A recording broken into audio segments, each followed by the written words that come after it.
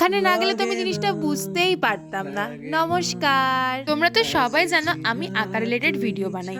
আর সেই জন্যই সেদিনকে আমার বন্ধুর রিকোয়েস্টে চলে গিয়েছিলাম ওদের আর্ট স্কুলে, কারণ ওদের সামনে এক্সিবিশন আসছে। আর ও বলেছিল যে চল দেখে আসবি আমাদের আর্ট স্কুলে কত কত ট্যালেন্টেড বাচ্চা আছে। হ্যাঁ সত্যি, আমি তো না গেলে বুঝতেই পারতাম না। এই যে পুচকে পুচকে বাচ্চাগুলো যেমন কিউট স্মাইল, আর এদের আঁকাগুলো তেমন কিউট। এই যে আঁকাগুলো দেখছো, এইগুলো সবই ওরা প্রিপেয়ার করছে এক্সিবিশনের জন্য। ওদের এক্সিবিশন আসছে রিসেন্টলি জানুয়ারিতে 9, 10 এবং 11 তারিখে, যেটা অনুষ্ঠিত হচ্ছে শ্রীরামপুরে। তো যারা যারা শ্রীরামপুর থেকে আছো বা শ্রীরামপুরের বাইরে থেকে আসো, তারা যদি ভিজিট করতে চাও, এত সুন্দর সুন্দর আঁকা দেখতে চাও, ওদের হাতের কাজ দেখতে চাও, তাহলে কিন্তু অবশ্যই ভিজিট করো। আমি ভেন্যু খুব তাড়াতাড়ি জানিয়ে দেবো। আর শুধু ড্রয়িংই থাকছে না, বিভিন্ন রকমের ক্রাফটিং এর কাজ, হাতের কাজ, পাঞ্জাবি ডিজাইন থেকে শুরু করে মাটির থালায় বিভিন্ন রকমের ডিজাইন, সবকিছু মিলিয়ে মিশিয়েই থাকছে কিন্তু ওদের এক্সিবিশনটা। দেখো এত কাজ তো আর একটা ভিডিও, একটা 1 মিনিটের শর্টস এর মধ্যে তুলে ধরা যায় না। তাই ভাবছি এবার থেকে কিছু কিছু ওদের কাজ, ওদের হাতের কাজ, এক্সিবিশনের কাজগুলো তোমাদের সাথে